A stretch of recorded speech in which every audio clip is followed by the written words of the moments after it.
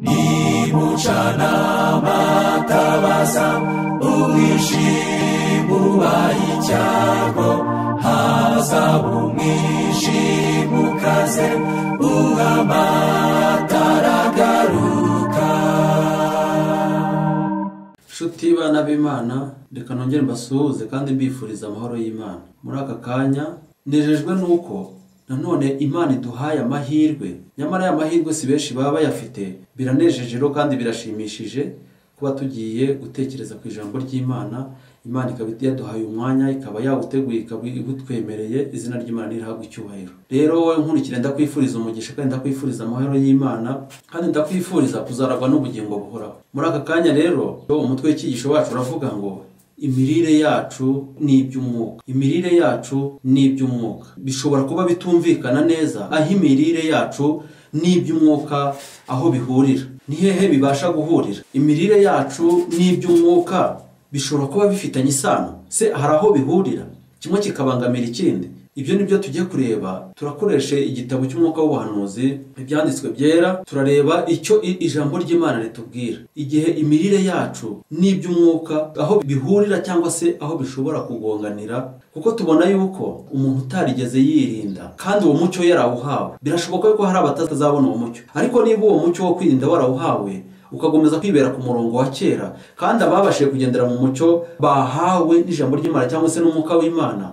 nibo bashobora no guhabwa n'undi mucyo ukurikiyeho kandi nabo bakawugenderamo. Kandi uko bagenda bahabwa umucyo mutoya bakawakira, nibo bazashobora guhabwa n'umucyo mwinshi. Nitwa ntaho bari Atanazi. Nanone ndagarutse nanone kugira ngo turebe mu ijambo ry'Imana, turibumbure kandi turyige kandi turijyemo dusenga, kugira ngo umwuka w'Imana aridufashirizemo kandi atuvane ku rwego rumwe atugeze ku rundi. Icyigisho tugiye kwiga kiravuga ngo imirire yacu ni iby'umwuka. Ibi bintu bifite aho bigomba guhurira, kuko tubona ababyeyi bacu ba mbere Adamu na Eva bakuwe muri Edeni biturutse ku myitwarire yabo, banyagwa Edeni nziza babagamo. Birashoboka yuko natwe uyu munsi dushobora kunyaga ubugingo buhoraho bitewe n'umururumba n'irari no kutirinda. Niyo mpamvu tudakwiriye kubigira ibintu by'ibikino. Ntabwo dukwiriye kubigira ibintu byoroshye. Ntabwo ari ibintu byoroshye, kuko niba Adamu na Eva barakuwe muri Edeni bazize kutirinda, birashoboka yuko wanyagwa ubugingo buhoraho biturutse ku kutirinda, biturutse kuko umucyo wakugezeho kwirinda ntuwugenderemo, cyangwa se warawumvise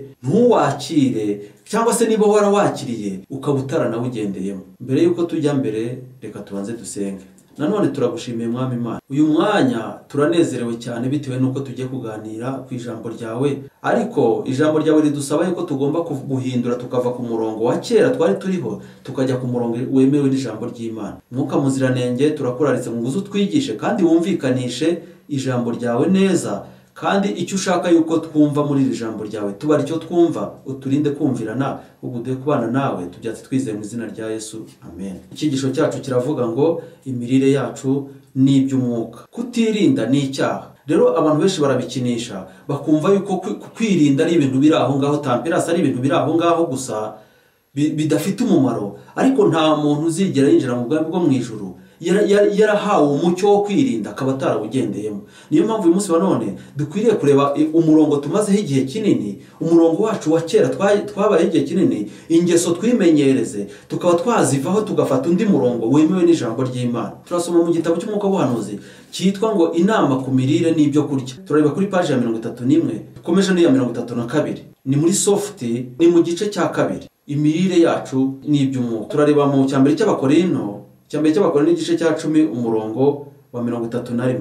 Intumwa Pawulo ahumekeyemo na mwuka w'Imana yatwandikiye ati, ibyo mukora byose, yemwe n'igikorwa gisanzwe cyo kurya no kunywa, tugomba kugikora tutagamije guhaza umururumba, ahubwo tukagikora twumva ari inshingano yacu, dukorera byose guhimbaza Imana. Pawulo atubwira yuko dukwiye gukora byose guhimbaza Umwana. Cyaba ari igikorwa cyo kurya, cyaba ari igikorwa cyo kunywa, dukwiye gukorera byose guhimbaza Imana.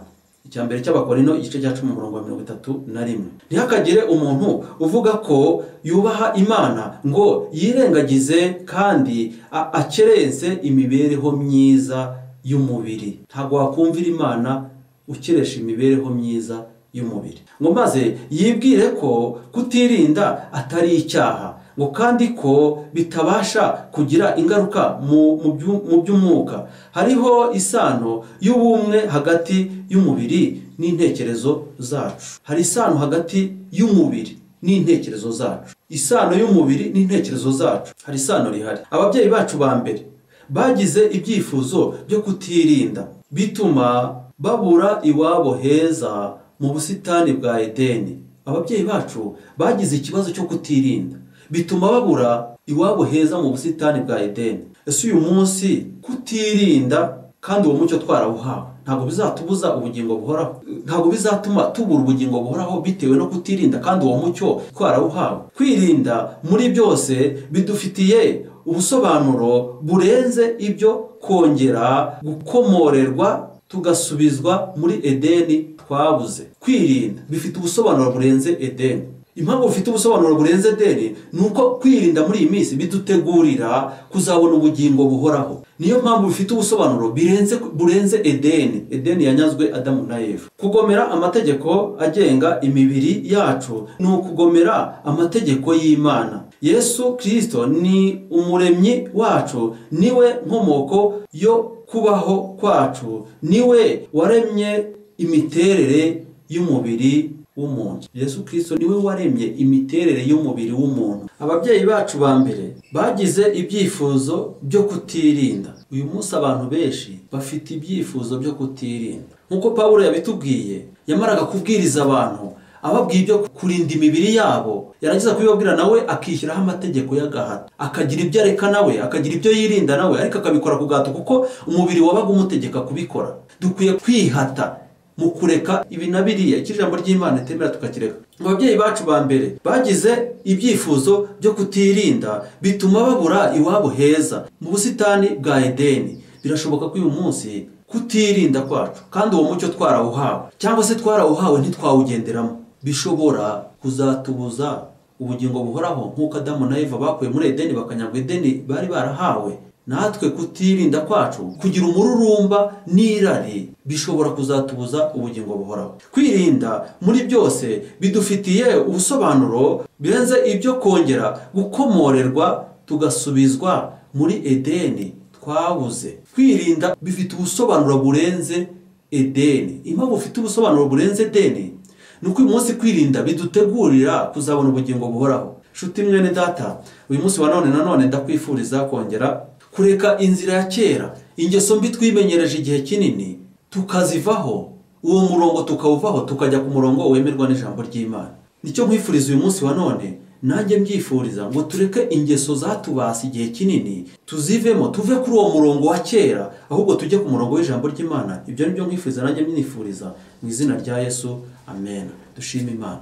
None Mwami Imana turagushimiye kandi turaguhimbaje. Dushoboze kandi udukure ku murongo wacu wa kera, uduhe umurongo w'ijambo ryawe tugomba kugenderamo, kandi tube twiteguye kuzaraga ubugingo buhoraho. Uha umugisha abazumva iki cyigisho. Tugushimiye ko icyigisho cyacu watwigishije kandi ukaba tugejeje ku musozo. Mwuka w'Imana akomeze kubana natwe mu izina rya Yesu, amen.